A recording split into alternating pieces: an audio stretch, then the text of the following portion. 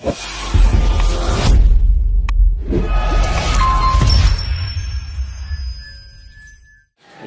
good morning guys.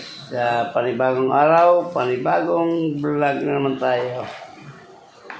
Magluluto tayo nga, simple lang ang luluto natin guys. At paksiw lang ito. Paksiw na bangos.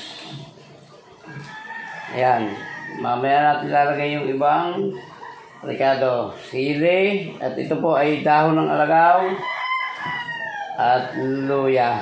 Ayan. Hayaan mo natin kumulo bago natin lagyan ng sabaw. Tapos papatakan natin ng mantika. Ito na may ano na guys, may tabaran ng baboy ito galing sa kapitbahay. Okay, sasalang na natin. Ayan guys, sasalang natin.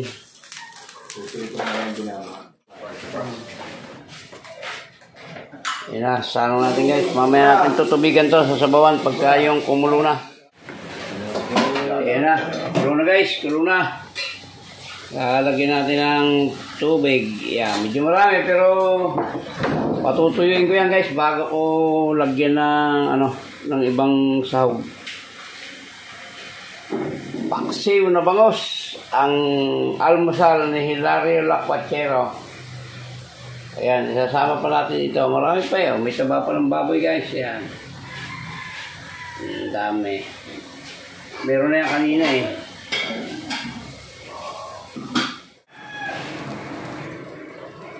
Iyan na guys ha. Kulong-kulong na siya.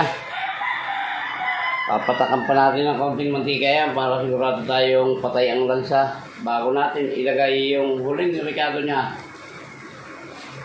Ang ampalaya. Paksiw na bangos guys, ang almusal ni Hilario Lacuachero sa araw na ito. Ayan, okay na yan. May taba ng baboy yan.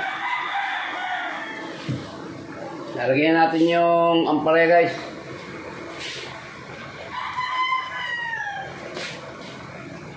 Iyon o. Paksiw naman tayo, paksiw.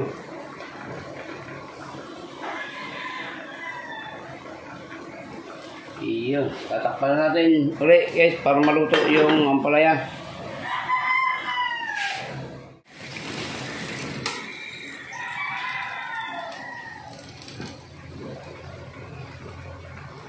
Ito na guys, nagkulay brown na yung ampalaya. Pwede nito, mas masarap yung malutong-lutong. Ayan, muli po, maraming salamat po sa sumama at umabot sa dulo ng vlog na ito ng pagluluto ng paksiw na bangos. Simple lang po ako magpaksiw. Ayaw ko nung may mga sibuyas, bawang.